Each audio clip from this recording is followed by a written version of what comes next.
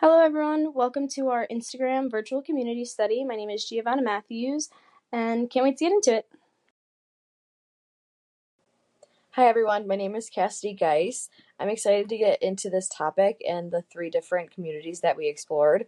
Gia's slides are that pink color, my slides are purple, and then Isabella's are yellow. Any slide that you see that has the 3-color gradient is a group slide. So a virtual community is defined as social aggregations that emerge from the net when enough people carry on those public discussions long enough with sufficient human feeling to form webs of personal relationships in cyberspace. This was defined by Howard Rheingold in 1981, and this was the first definition ever created about a virtual community, and it was seen in the Whole Earth Review. So he's basically saying that a virtual community is different social groups with people that share the same feelings, and they continue on public discussions, and if there's people responding, there's enough human feeling, they form webs of relationships in cyberspace. So this is basically what we had done with Instagram. Thank you, Gia, for talking about virtual communities and the definition of that by Howard Rheingold. I would say that Instagram is a virtual community in itself, but there are also different specific communities within Instagram as well.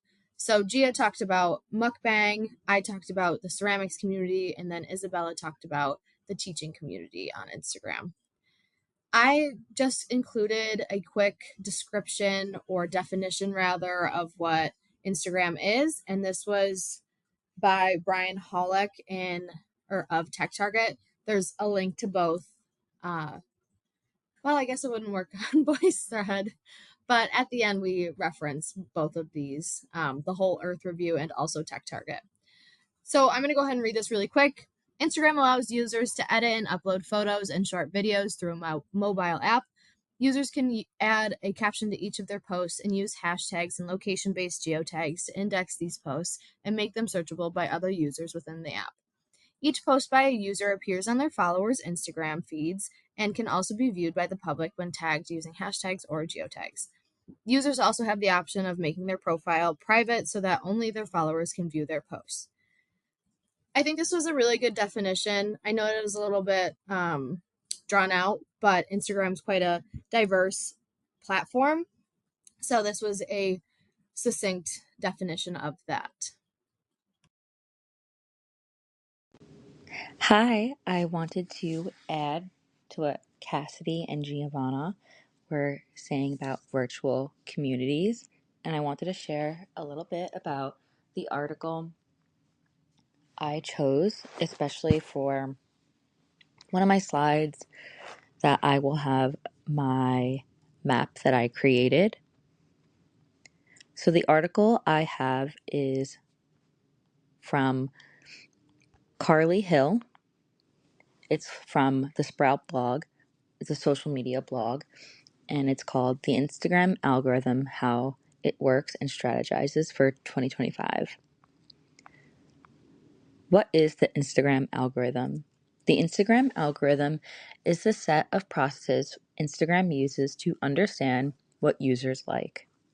The platform uses this information to show people more of what they enjoy by predicting what content someone will find interesting and engaging.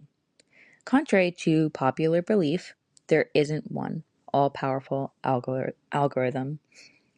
Each section of Instagram Reels, Stories, Feed, and Explore has its own. Each section of Instagram has a different algorithm that uses unique signals or information about the post, person who posted, or user to predict what users like the most and what should be prioritized in their feed or explore page. At the end of the day, Instagram's goal is to make users' time on the platform worthwhile by showing them what they'll like and what's most relevant to them.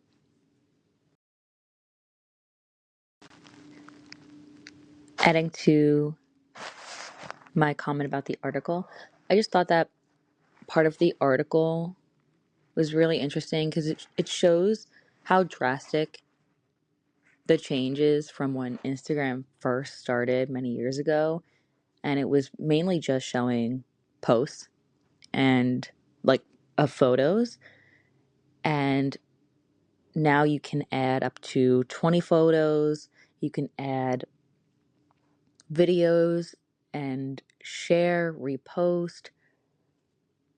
If you add music to it, if you add music to your reels, engaging text, now it starts to build up and create patterns within the data. So I thought it was pretty interesting to see that comparison. And it also connects back to what Giovanna, Cassie, and I studied, and to see how our feeds changed over time within these virtual communities. It's pretty cool. I would say this connected learning environment that had to do with youth interests was definitely one of the most prevalent ones throughout our studies because, we are growing up with the internet, we're all still navigating it, and to get more young people educated and using these apps correctly, we do have to have these certain principles in place that organizations and adults meet youth where they are to foster a connected learning environment. And this basically says that they do this by being sponsors of youth, what youth are genuinely interested in. And this is extremely important because, in order to bridge gaps between generations and different types of social media, there does have to be a common understanding of, what one likes, and to form a better union on social media. There does have to be a sponsorship of youth interest. So a few of the design principles were legitimization of youth interests, values, and practices, affinity-based mentorship, explicit and substantive links to systems of opportunity, and providing resources. So I think these are all extremely key for a virtual community and a connected learning environment between, happy, healthy, and not profitable, but, something that everyone gets something from. So I definitely enjoyed this sponsorship of youth interest, being it does relate to all of us as we navigate the internet.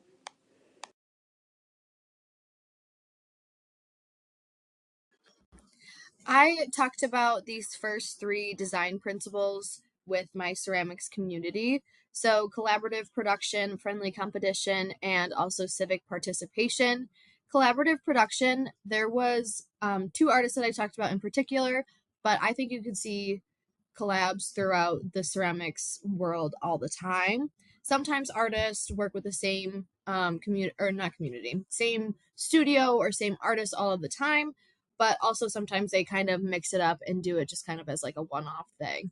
So this is really cool, and also oftentimes artists refer to one another when they're working with their mediums, or if they teach, they will refer to an artist as well. So that bullet point, online collaboration in which youth are sharing code, art, music, or writing. In this case, specifically art. And yeah. So friendly competition, I talked about it in NCECA as well. NCECA is a big community, and I talk about that more further on in the presentation. But there is definitely some friendly competitions there where they have the chance to get peer feedback. Also, they are awarded excellence. So I think that's a pretty good example for that, as well as civic participation. They are a full community in and outside of Instagram. NCECA is a yearly event that occurs, and people from all over the country, maybe even world, go to this convention and just talk about ceramics, which is pretty cool.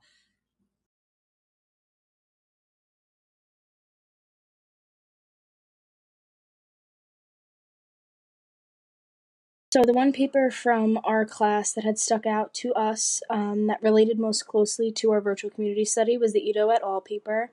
And the Ito et al. Paper basically was an evolving framework of connected learning, stating that it is a model that emphasizes learning experiences that are interest-driven, socially connected, and oriented towards educational, civic, or economic opportunity. And we found this important because it says that it emphasizes learning experience that are interest-driven, and a lot of people that are joining these virtual communities join them because they have a niche that other people do as well, and two people are interested in them, and it just grows to an astronomical it grows in an astronomical way. And the more people that are interested, the bigger community you build. And I know for my paper with the mukbang study, there was people with millions and millions of followers, so that just proves how strong social media can be. And the Ito et al. Paper critiques traditional learning, like classroom learning systems, and proposes a more inclusive, relationship-centered, and culturally relevant. And it approaches community, peer, and digital engagement to support youth development. So for all of us with ceramics, with mukbang, and with art teacher, like things like that, it just proves how you can learn things on social media, and I think we've all learned something from our papers, and Ito et al. Definitely encompasses what this was meant to be. So the Ito et al. Had emphasized on the three intersecting spheres of the connected learning environment, stating that for them all to be in common, they have to have the same interests, they form relationships, and there's opportunities within that community. And that basically outlines a connected learning environment with the youth-centered and with opportunities being present for people within those communities. And we just found this extremely relevant to our studies. In many ways, I feel we tend to often look at the cons of social media or the cons of this new digital age. And although, yes, there are cons, there are also pros. And the Ito et al. Paper kind of attributes to that, and seeing the brighter side to these virtual communities, building each other up, building new relationships. And you could really see that through some of our topics here in the Instagram virtual community presentation. So we have the mukbang ASMR community, we have ceramics, teaching tips online. All of these have, yes, these ideas have been out. But with the help of social media and the help of these virtual communities, we are able to access it more. For me, I only started to become familiar with the ASMR community, I would say within the past few years. I am still pretty unfamiliar with all of it. I know of it, but not entirely. And so, with the help of Instagram, TikTok, I'm able to learn with ceramics or teaching tips, art. They kind of go hand in hand a little bit in terms of Instagram, the way the Explore page kind of pushes out the content, the more you engage with it, especially now with our new meta features, how we're able to search more freely and openly. We have more access to it, and Instagram takes our information now and helps us stay consistent within the patterns. adding to these consistent patterns in our social media that are built for us as we continue to engage with the content, whether it's Instagram, TikTok, or even Twitter or X. It's pretty cool how we can now have more access to learning about these topics that maybe we've never heard about before, or we thought maybe we weren't interested in it, but we researched some more, or maybe a new video came across our feed that caught our attention. And because of these new virtual communities that are being built up through our engagement or others' engagement by sharing, reposting, retweeting, we're able to kind of learn from one another in a way that's hasn't really been done in the past. This is still pretty new. And I think that's also the beauty of it, how we're all learning together. I also want to add a little bit about Howard Rheingold's definition of a virtual community in 1981.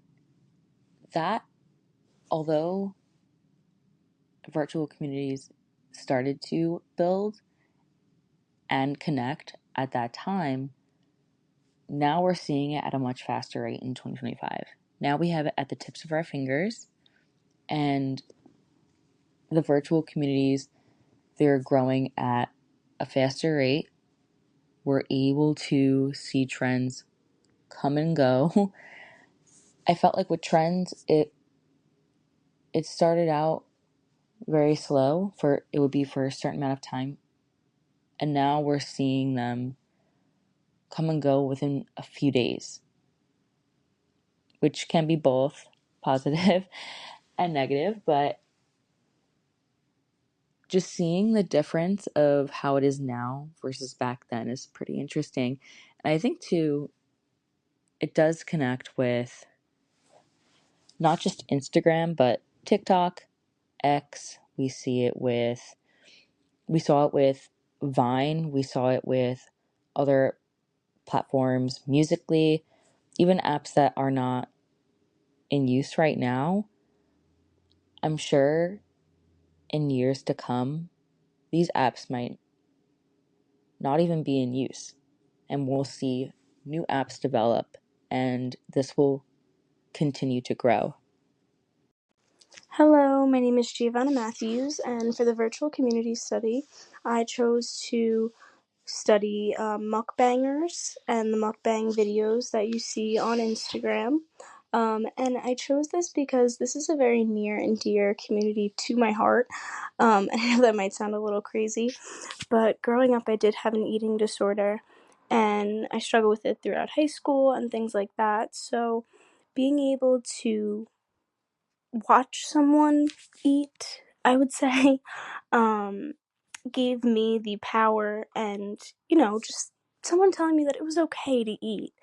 Um, and I would watch those videos. I'd sit and I'd eat lunch and I'd watch other people eating too. And I know it might sound a little silly, but this is honestly a very near and dear community to my heart. So that's why I chose it. And I could see where it does have its beneficial and also its harmful effects, but for me, it's a very near and dear community to my heart. So on Instagram, I did go through a few different communities because there are different types of mukbang videos. There is an ASMR centric mukbang videos, and I don't love those. There are the cultural niches where the mukbangers will eat Korean, Thai, South American, Italian, Mexican, all different types of cuisine. And there are the health conscious and vegan creators. I don't know if anyone's heard of Nikocado Avocado. He used to be vegan, and he had that big weight loss journey. So that was something that was, I've been watching, all those different types of communities. I followed about 10 to 20 additional creators because I already follow a bunch. So I followed 10 to 20 different creators within those subcommunities, and I, watched them, followed them, watched their posts daily, and they would comment and do polls like, what should I eat? And I would respond to those polls. And I also joined much more live streams instead of just watching their mukbang videos. And this video up here, I'm not sure if it would play. Oh no, it can't play on here. But this is from Jane Mukbangs, and that video itself, just from eating Chipotle, has 5.26 million views. So I thought that this was a very cool community to study because it's grown in popularity extremely within the past few years. So a few observations I had. These are two creators down at the bottom, Zach Choi and Silla Pie. They are my two favorite, and I have been watching them since high school.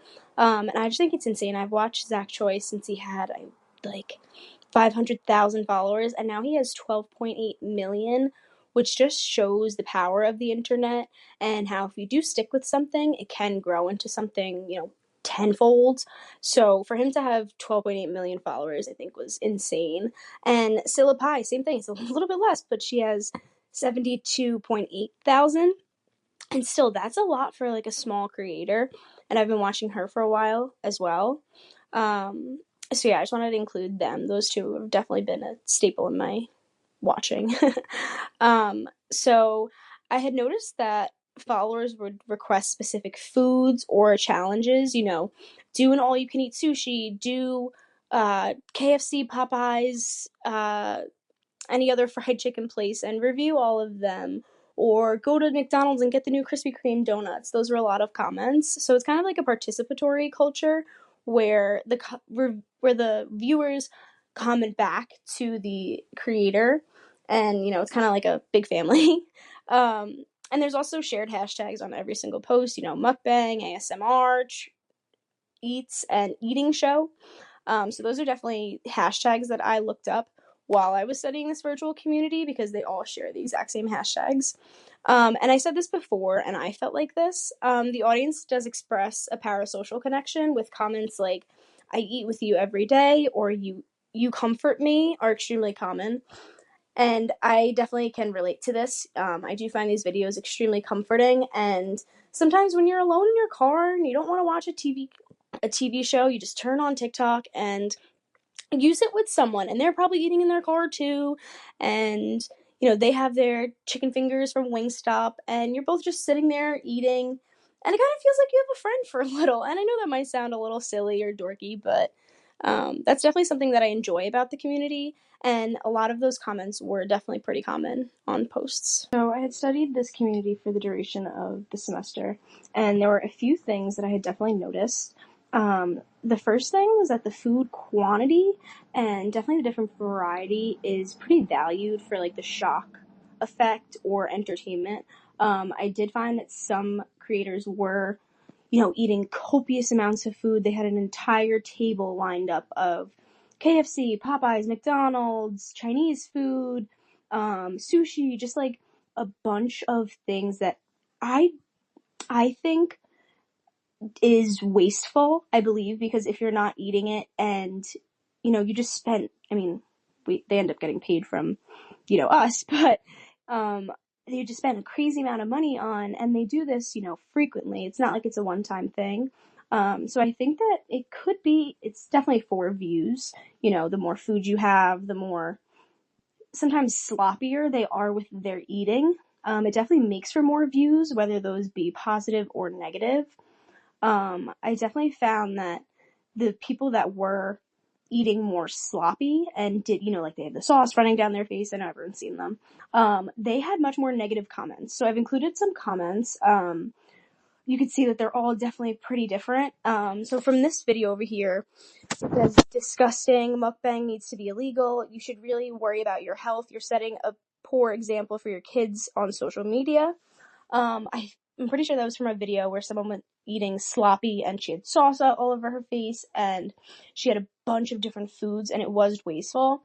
But that also compares to, if we look on the far right, someone saying, I want this so bad, your pics are so nice, even I took a bite through the screen.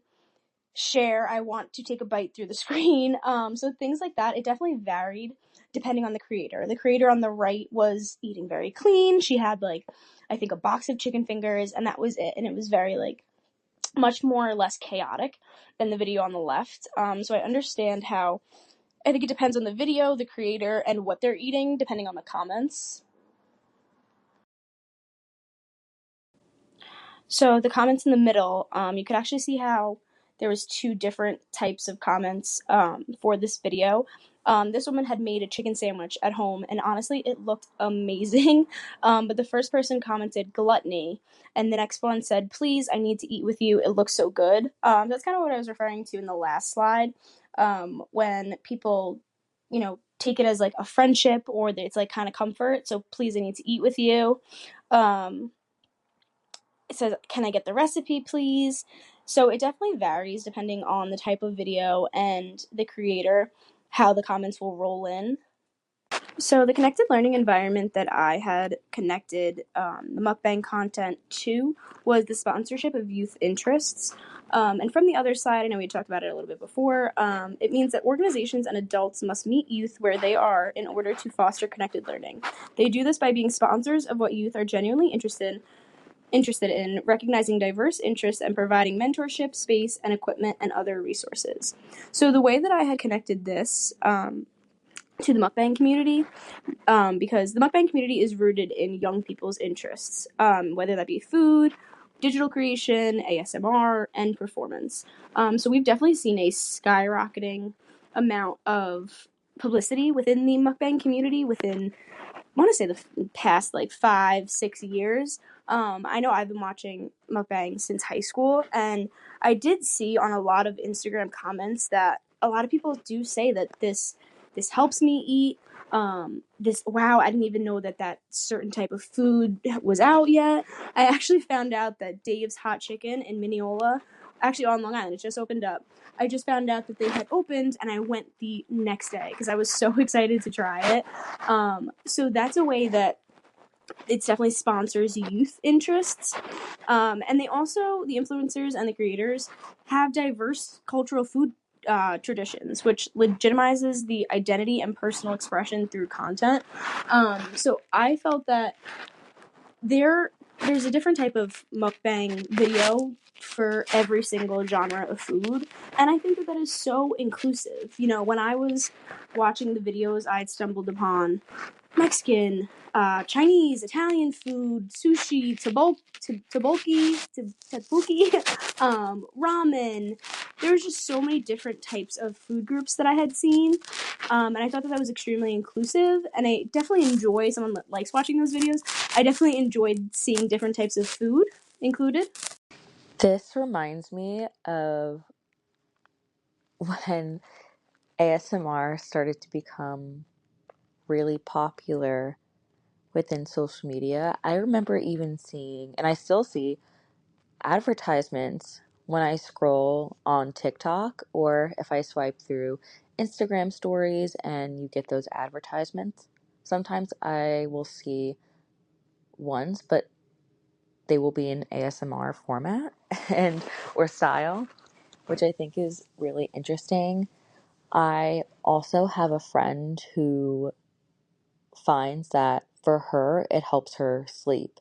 And kind of like you said, there's different videos and styles online. On YouTube, there's different channels, different groups that you can watch, and it helps her fall asleep. Sponsorship of youth interest. I noticed there's a couple things. There are some things that I was able to relate with, and then there was also something that I found I could not relate with. So the first one being how teachers are kind of like the mukbang and ASMR community. They will keep up with young people's interests, such as keeping up with trends in their actual videos, how they build their content and make it fun, whether it's memes or how they visually build their platform, how they caption things, how they grab the attention of us viewers. Then it's the actual material. So it could be new art materials, they're always keeping up with the newest paints, or if it's clay, that's especially been very popular, or if it's just a new hack, anything to kind of keep up with whatever is trending. Secondly, what I felt that lacked in my community, but is higher with the mukbang community and the ASMR community, is actual sponsorships. I don't really see a lot of like advertisements with the art community or teacher community. There will be ads maybe for teachers to help get new materials from the DOE or Amazon links, but that's really it. Whereas the sponsorship aspect is much higher in terms of TikTok, restaurants, and that's a lot more popular with that side of Giovanna's study, whereas for me, I thought that lacked. So I mentioned this on the before slide, but this is the legitimization of youth interests. And I said that mukbang creators bring attention to traditional or culturally specific dishes. And we could see over here, this is the tteokbokki. We have Mexican food. We have bulldog ramen with fried chicken.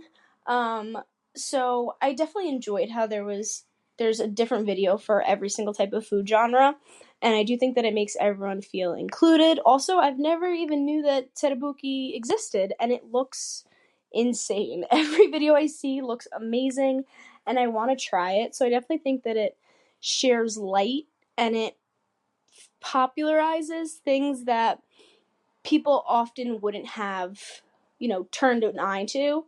So I enjoy that. I also had seen a video, it makes me think of, I want to say like a year or two, and there was a diner that was closing. I want to say it was in the Midwest, and someone had posted like a review or a mukbang sitting there, and it was like an hour-long video, and it ended up, because the place was closing, it ended up that so many people had shown up and, ate there because that video did so much publicity for them that the restaurant was saved. They ended up not closing. So that's how I think that the mukbang community also is extremely helpful. They share light, they spread, new news about new restaurants or things like that. And different food groups. So I think that was amazing. I think the publicity that they have and the amount of opportunity that is within the community is amazing. So through my virtual community analysis, I definitely saw explicit and substantive links to systems of opportunity. This basically means that there were opportunities within the mukbang community to grow, and I saw a lot of the platforms have enabled young creators to build careers out of this, where I know a lot of people have astronomically grown their accounts, where they leverage brand sponsorships. There's one girl I know that gets crumbles sent to her every week. A lot of people are Olipop sponsors, and things like that, where you could start out small and then brands send you PR packages to review their food, and that's where you can build into something. I know a lot of people that do get paid to eat as well. People will send them meals to their house. They'll send them money to buy meals that they want to see them eat. Specifically for mukbang community, and I do know a lot of people that do get sent PR packages as well. So there's definitely a lot of systems of opportunity. I have seen people go on to be chefs and things like that throughout my study, and I think that there's definitely a lot of room for opportunity and growth within the mukbang community. There also was a lot of mental health advocacy. I don't know if anyone has seen this, his name was Nikocado Avocado, and he used to post mukbang videos, and he was about nearing 400 pounds, And there was a whole thing where he had pre-recorded all of his videos for a year, and he said that he was at the worst mental state that he's ever been at, and pre-recorded all of those videos and continued to post them. And one day showed up and he was like 150 pounds, and he said through that year he completely transformed his life and worked through all the mental health issues that he had formed while doing mukbang content, because he turned it to a point where it was not healthy, and advocated for mental health within that community, because a lot of creators do, once you start getting paid to eat and things like that, your mental health will take a toll. So he was a very big advocate for mental health within the mukbang community. Another connected learning environment that I had seen was providing resources, and I know it might seem pretty easy, you get in front of a camera and you just eat, but there definitely is a lot that goes into it, and I'm going to include a video at the bottom, but it includes lighting, it includes getting the correct food that your audience wants to watch you eat.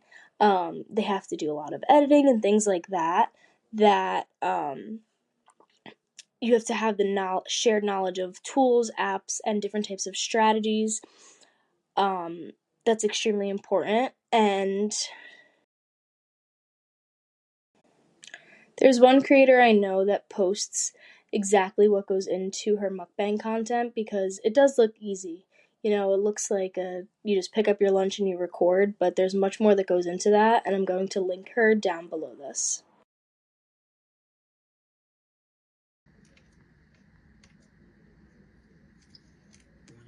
Just look, they're massive too.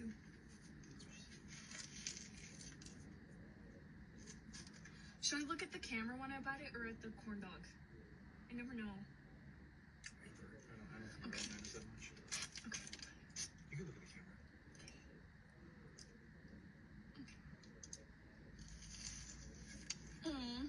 There's no cheese bowl? Do they still taste good though? Yeah. Let me see if I can get any cheese bowl.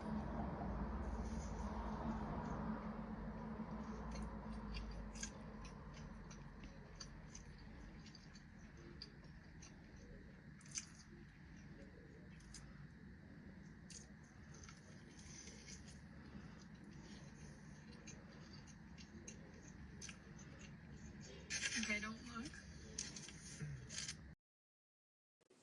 The video that I had attached prior was from That Foodie Lists, and she has over a few million followers, and she just shows how you think that, someone's just setting up a camera and showing what they're eating, but it does go into a lot more editing, lighting, different angles, and things that her viewers, have told her over the past in the comments, or just what she knows that is going to work to get, views. That video that I showed you, I think, had 5 million views. So that just proves how much work genuinely does go into it, much more than you think. So just even her posting those videos, the behind the scenes, does show people that there's more work that does go into it, and that she does genuinely work hard, and she knows her audience, she knows what's going to work and what doesn't work, because she does have, a few million followers. My name is Cassidy, and I decided to do some research on the ceramics artist community on Instagram. So ceramic art has always been a passion of mine, but ceramics as a virtual community is not something that I truly dove into until recently, because of this project, really. My professor at Buff State always mentioned how Instagram was a great resource for finding new and influential artists, but I was really busy at the time, obviously, as a college undergrad student, so I hardly used it. This project was the perfect moment for me to do just that and really look at things on Instagram the way that she said that would be beneficial. So I started by looking at her page, Professor Toledano, and an artist that she recommended to me, which is Andrea Connell, following lists on Instagram. So the people that they follow and the people who follow them both, because they are both ceramic artists. From there, the resources were really boundless. In March, many of these artists started posting photos and videos of their time at NCECA. So I didn't include pages from Professor Toledano's or Andrea Connell's page here, but these are two artists that I found that I really am drawn to. So one is Phoebe Cummings on the left, and on the right is PK Ceramics. I think it's Peter something, but both really cool artists and very different from one another. The ceramics community is quite niche in itself, but seems to link with one another through Instagram due to their shared practices.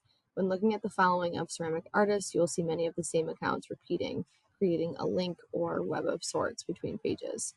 I will go into this in the next slide, but a lot of ceramic artists follow one another if they are a larger ceramic artist, or if they've attended NCECA quite a lot, then that usually happens where they follow each other on social media.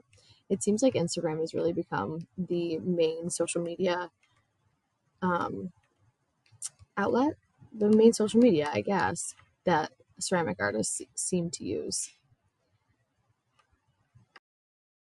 I mentioned NCECA on the last slide, which is the National Council on Education for the Ceramic Arts, and it is something that unites many of these artists. Every year there is a national convention where these artists can present their work, meet, and learn about ceramics, where civic participation as it is at an all-time high for this community. The NCECA Instagram account has 69.2 thousand followers and growing. NCECA is a great resource for people like me to explore the virtual community of ceramic artists. Through tag posts and suggested for you, a vast amount of artists and their audience can be found. NCECA during the convention is really like a powerhouse for ceramics. There are several artists that are there, and they will be posting on their stories as well as NCECA posting on their own story.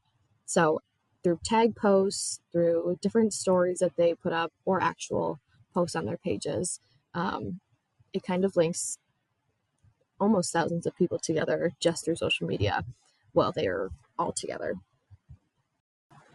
This video is just meant to show the sheer amount of resources that the NCECA page really allows for us to have in terms of followers and following. So there is a full page of suggested pages to follow. Now these could be galleries or different educations. Like it says Alfred Ceramics, that's a ceramics club in Alfred, New York. There's also tool pages on here as well. Just through the see all for the suggested for you, I think there's like 40 here. I could be mistaken, but there's quite a few pages here, and I could find a school's ceramic club, or I could look at tools, or I can look at ceramic artists that have a big following. But you'll notice, since I follow so many people in the ceramic virtual community, there's they're suggested for me because of common followers. So history of ceramics, it looks like there's 58 people that I have in common with them. The bottom one, the Studio Potter, I have 24 people in common with them. So just the algorithm in Instagram allows for more people to be connecting with one another. So linking back to the connected learning design, NCECA and the community that it creates on Instagram allows for civic participation, friendly competition, and collaborative production. On the left here, it's a clip of a story from NCECA, and it says cultivating community meeting room. So this is where people just meet and become more of a community within the ceramics world. In the middle here, it says bring your cups and mugs to donate. This is a fundraising event that they put together. And then on the right, student portfolio feedback sessions. So that is where students can get their portfolios critiqued by artists who have been in the business for quite some time. I have found that through NCECA, more artists meet and follow one another on Instagram and vice versa. And posts and story posts like this are really the reason why more people connect and why it's such a profound community. I included this video because it kind of highlights the friendly competition. There are different awards and honors that people can get if they apply for them during NCECA, as well as there is a council almost. So there's two people who run it each year. But obviously, with awards and honors, there is some competition there, but it's not anything that is negative. So all of these people are excited for one another to be able to share their artwork and be recognized for the artistry that they've created. Here I've added some collaborative production. So Calvin Ma and Erica Sonata are two ceramic artists that have a big following on Instagram. They both also are a part of NCECA. I don't know if they went this year, but I saw some posts from last year, I believe. And through their own pages, they also share their co-page called Sanama Studio, which is a mashup of their last names, Sonata and Ma. On their own, their artwork is incredible. On the left here, or no, over on the side, all the way to the right is Erica Sonata's page, and then right next to that is Calvin Ma's page. Like I said, both of their artwork is incredible, but together they have possibilities to share something completely new with their audience. So on the left here, Sanama Studios is the combination of both of their art styles, and I think it is incredible. But without the collaborative production that NCECA and the Instagram virtual community creates, I don't think these two artists would have been put together prior to that. This isn't to do with NCECA, but it's something that I saw just before I made this voice thread. So this page, Linwood Modern, she is an art teacher and she teaches high school 3D. So this was inspired by another artist and she shared that on Instagram. I just thought it was really like a cool small snippet sharing how impactful different artists on Instagram can be. And the other side of that as well is then sharing what she created with students and what their students are going to be learning. And it's just creating like a tumble effect of more and more inspiration, which I think is really empowering, especially for the artistic community. And it really creates more of a connected learning experience, especially online. And I don't necessarily think that the ceramics community is something that you become involved in on social media unless you actively try to. So I always try to urge my students to do it, and I wish that I had sooner.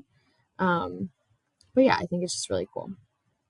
After doing all of this digging and learning more about the ceramics community on Instagram, I was really curious what the effects of all digital technology is on the art world. So I was interested to see if Pew had any research on the arts and their evolving relationship with digital technology, and the findings were as I expected. I wish there was more than just one article, but this article did have a lot of information, and Pew's Research Center is one of my new favorite sites, I think, because you can find so much information there. The art community is widely on social media these days, and if not for social media, there can be websites found instead. Social media allows for more inspiration, criticism, lessons, and teaching, as well as ticket sales, production sales, and forming of communities. The ceramics community on Instagram is no different, clearly. There are some stats down here. There was so many statistics on that article. I do have it linked. I should put the link at the end too, huh? Anyways, this was a really cool article to read about. Excuse me. And it just talks about how important technology really is for arts and evolving their studios, evolving their exhibitions, art styles, etc. There are so many artists on Instagram that made their living through Instagram. Hi, my name is Isabella Marcello, and I will be going over my portion of the virtual community project. So, our group, we chose Instagram, and I decided to study over time the teaching community or art teacher community on Instagram. So, art is something that I've always been interested in, but just as of recently, I started to engage with the teaching community. So, the teaching community, meaning memes, lesson ideas, hacks, different tips, just ideas for the classroom, especially now that I'm student teaching. I've been just engaging within that type of content. I noticed, I think after maybe a week, maybe even a little bit less than that, once I started to really engage by sending different reels and saving posts, I noticed my Explore page started to become heavily influenced by different teachers and creators who share different resources, whether that be for art or classroom management. Some kind of dive into other areas. And I thought this was really interesting seeing my Explore page go from what was really makeup, funny videos, a lot of dog videos, pet videos, paintings, but created by contemporary artists. So, not so much geared towards children or teachers, but contemporary art, nail fashion videos, cooking, all of that slowly started to disappear, and my Explore page just became more so teaching related. This is just a really quick example from the screenshots I had over time. I found one from a while back, and then this is pretty recent. So as you can see, kind of goes from makeup videos, fashion, to art and teacher memes. For my first design principle, I'll be going over shared values and norms recognized as culturally relevant. So, from my observations, the users, teachers who are uploading content such as project ideas and sharing advice have only the best intention for the viewer's class. So, from that, a lot of the teachers who post or content creators who post teaching related content or resources, majority, if not all, had the best intentions when sharing. So if they're sharing resources on classroom management or they're sharing resources on how to talk about hard issues within the classroom or mental health, how to incorporate diversity within art projects, art lessons, and such, those creators only have the best intentions and want your class to thrive, and they're using their examples from their own experience. What's great about the new Instagram algorithm, teachers now can click on hashtags that are used throughout the captions or reels and see what else is similar, or if users are liking that type of content. For example, me, if I'm liking something in particular or a particular theme within the art teacher community, I see that post a lot more. And I think that helps not only build the teacher, the content creator up, but it builds more for the community within itself. My next design principles: clear pathways and roles for participation and meaningful contribution made to real communities. I have in this slide and my following slide screenshots of different things that have popped up on my feed, and it shows different resources, different lessons. It shows different artists that creators will focus on. So maybe women in art or Black history. That's really important for kids and teens to learn. Different education levels and different ways our teachers will, with public platforms, help reach out to different levels is by education levels, special education lessons, inclusive books on nationalities, race, and religion.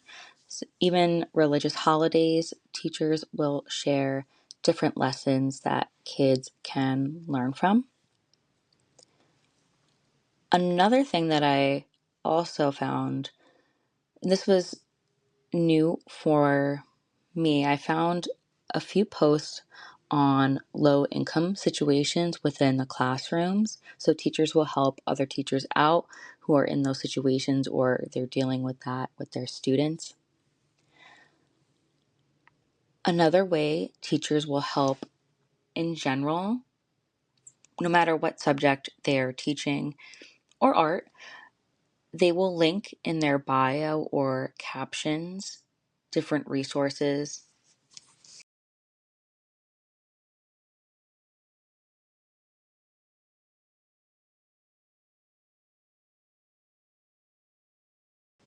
My next design principle is responsive to changes in community norms and values. There's a little bit of a typo there on my slide.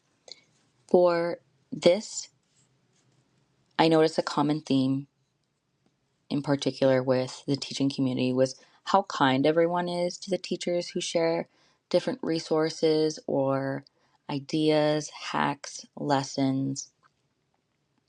I did not really notice anyone being mean to each other or mean towards the teachers. Everyone is very welcoming and supportive of one another's career, especially teachers who are younger and they have a lot of questions how to build up their lessons or classroom management.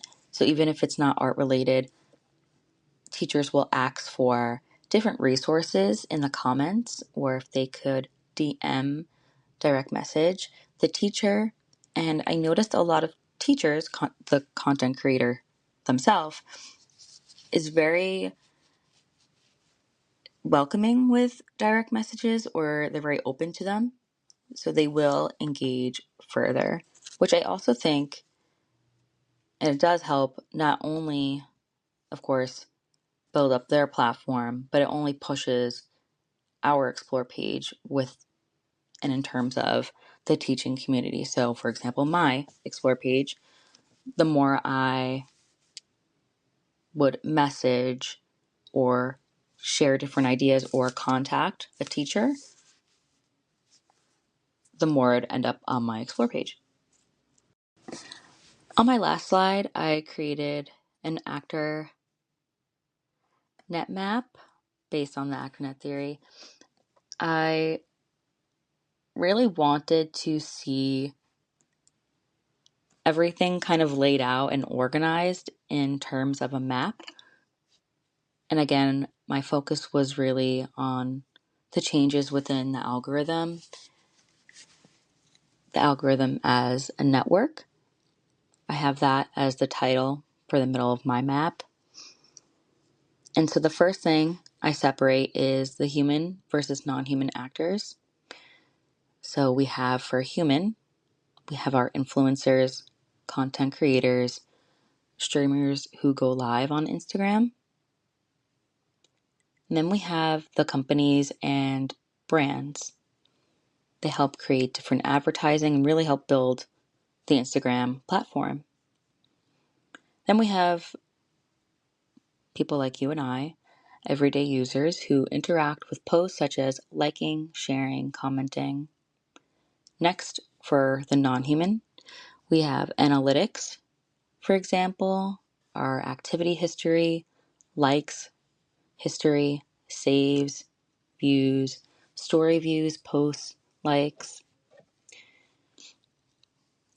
which follows through to now engagement.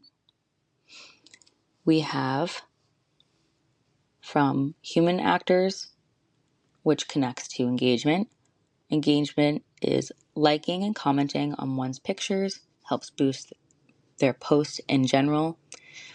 Sharing reels, following musicians from the music being used in posts and reels, reposting on stories. Tagging other users or creators. Direct messaging to friends and building relationships and sharing more posts. Which overall, by engaging these multitude of ways, it helps the algorithm save information and data. This leads to us finding similar posts again afterwards on our Explore page. And from engagement now we have the Explore page, which also connects to our non-human actors. And the Explore page is a reflection of similar patterns built based upon your likes and engagement. And the more you engage, you build connections, save content, and depending on your watch time, the Explore page will start to cater content to your preferences. And from that, the cycle continues. Thank you, Professor Hong, and all of our classmates for joining in. I hope you enjoyed our Instagram virtual community study, and thank you so much for listening.